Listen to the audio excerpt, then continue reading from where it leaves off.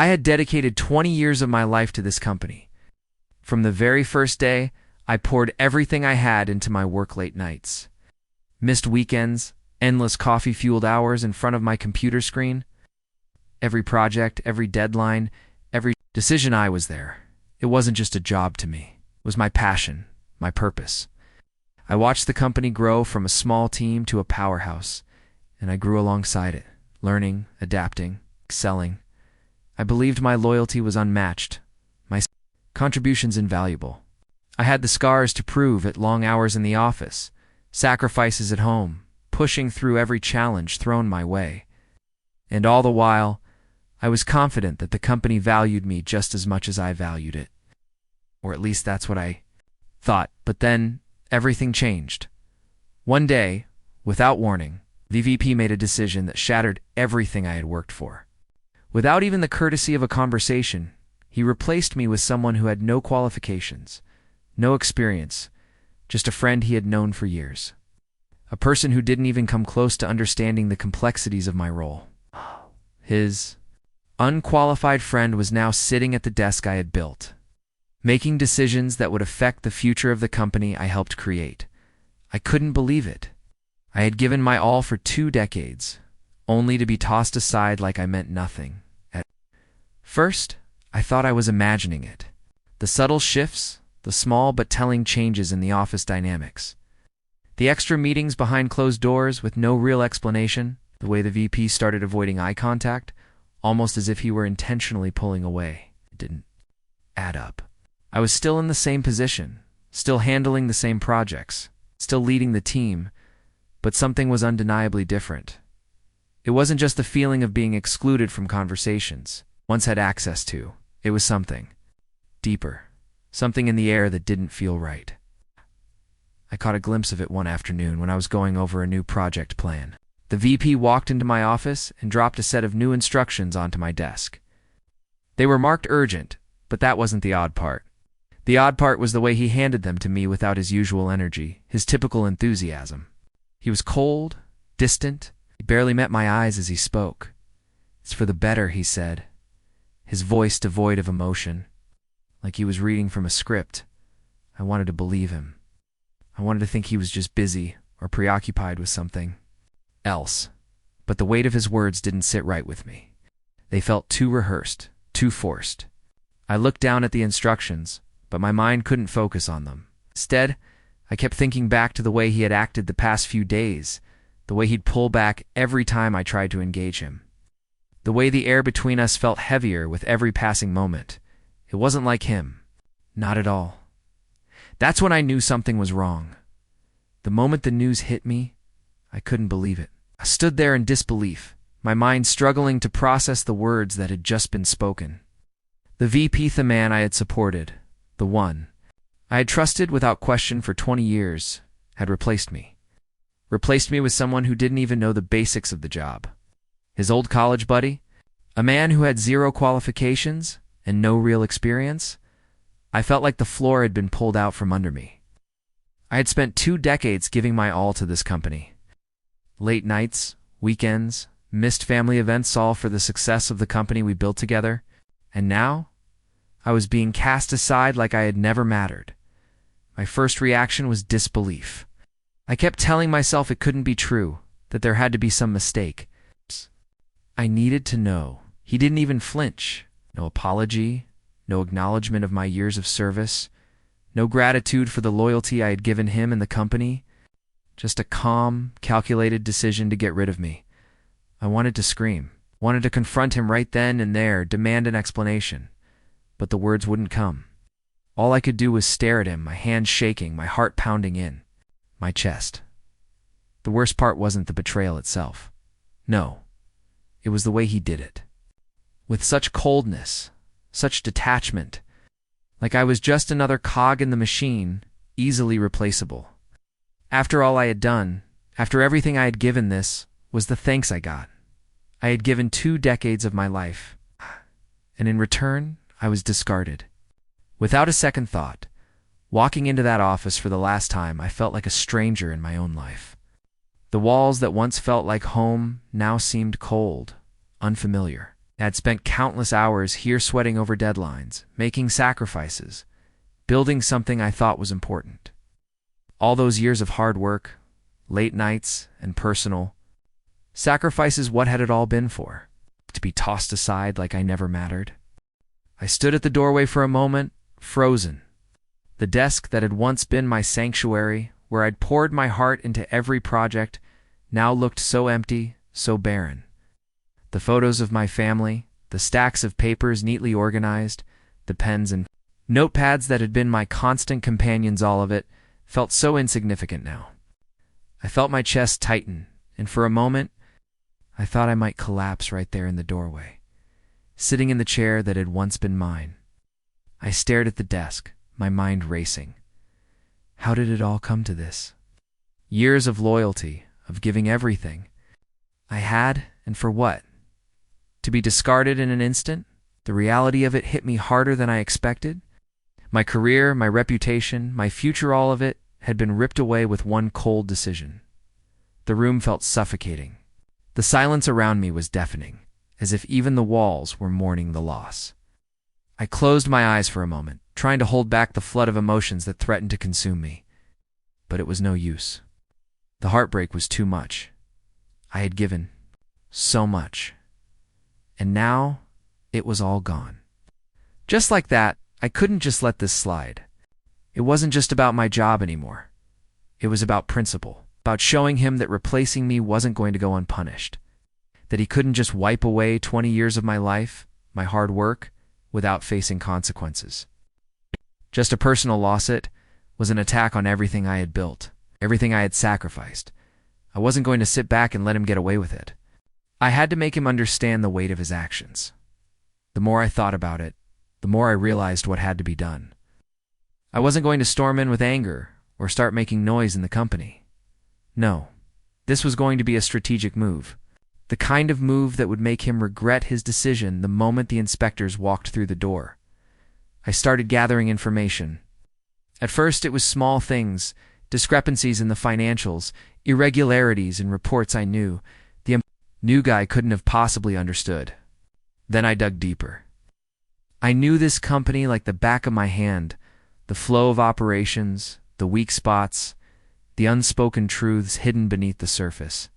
I knew where to look, what to ask, and most importantly, who could help me. It wasn't about revenge in the way most people might think. It wasn't about being violent or making a scene. It was about exposing the truth. It's about letting everyone see just how unqualified and inept my replacement truly was.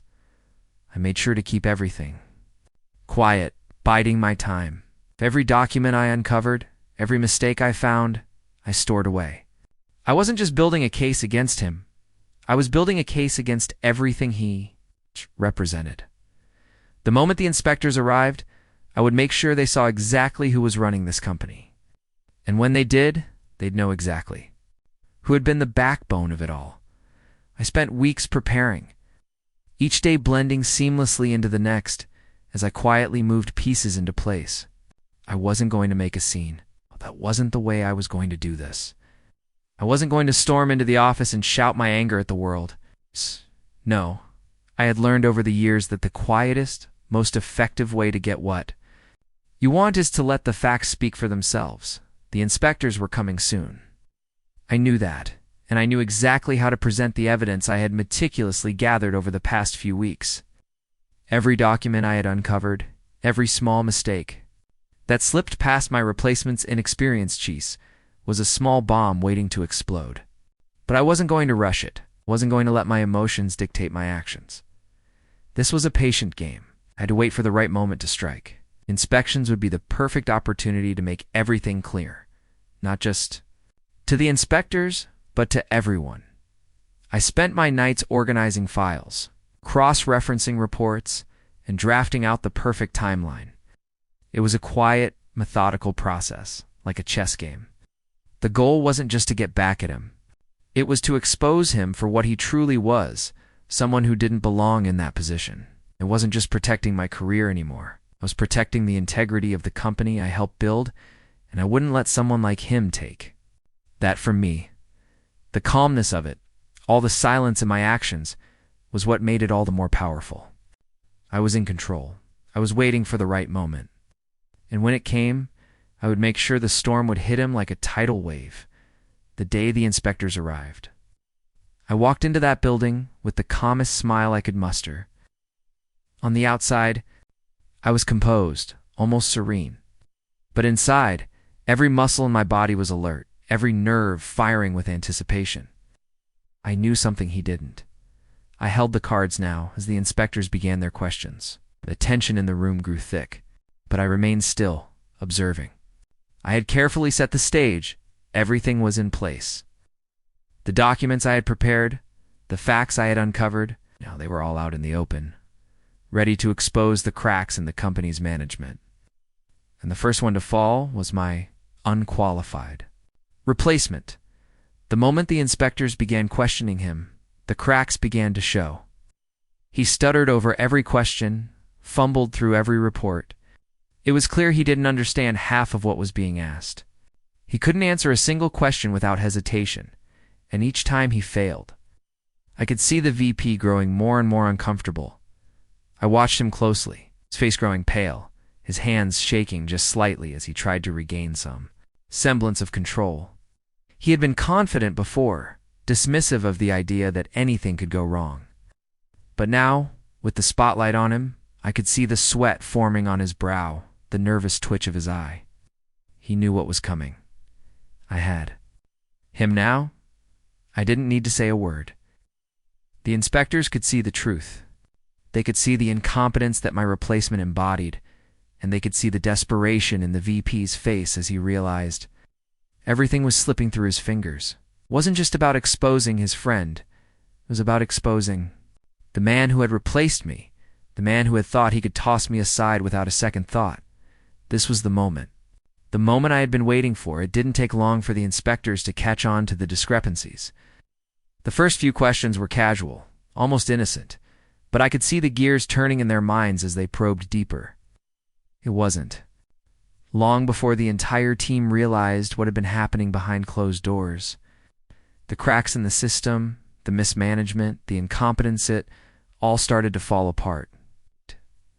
Piece by piece, I watched, barely able to hide the small, satisfied smile that tugged at the corners of my mouth as the VP's friend was questioned.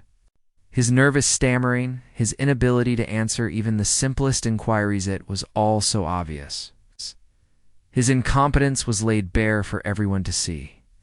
It was painful to watch him squirm, but I couldn't help but feel a rush of satisfaction.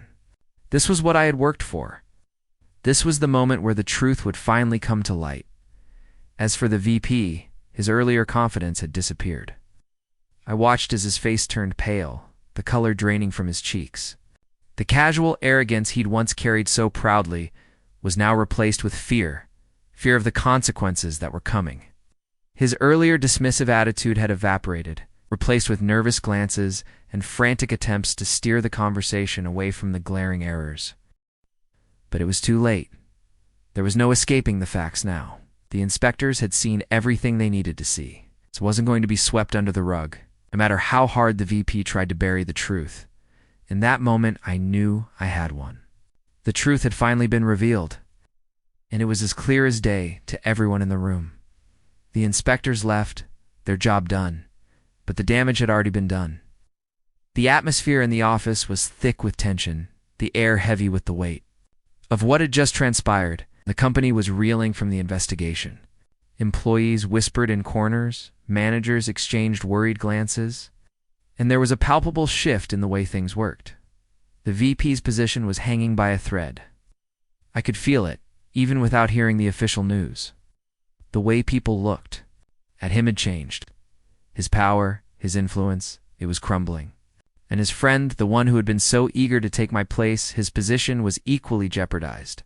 Competence had its price, and the inspectors had made sure it was paid. I didn't need to say a word. The silence between us spoke volumes. I hadn't needed to shout to make a scene. All I had done was quietly and carefully uncover the truth. And in doing so, I had exposed him. His arrogance, his disregard for what I had built, all of it was laid bare for everyone to see. In the end, I had lost everything. The job, the reputation, the place I had worked for years. It had been taken from me.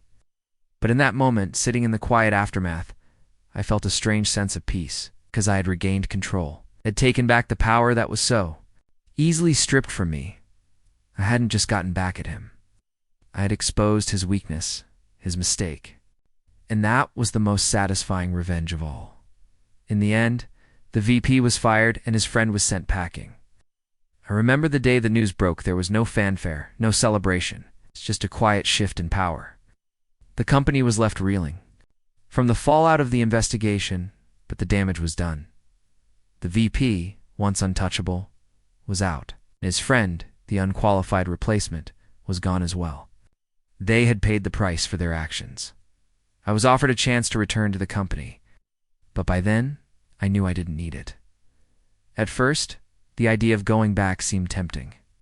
The familiar desk, the familiar routine, felt like it could be a form of redemption, a way to claim what was rightfully mine. But something inside me told me I didn't need that. I had one in a way that no one could take away from me. I had taken my revenge. Not through violence or petty acts, but through knowledge, patience, and strategy. I hadn't let anger control me. I had thought things through, executed a plan, and let the truth do the work. It wasn't a loud victory. It wasn't a fight. It was a quiet, deliberate reclaiming of power. And that was enough. I realized then that I didn't just get back what was taken from me, had grown stronger. I had learned that sometimes the best revenge isn't in getting back what's yours. Sometimes it's proving to yourself that you never needed anyone else to define your worth. I had found my own strength, my own peace, and that was a victory no one could take from me. And with that, I walked away from the company free, unburdened, and finally at peace.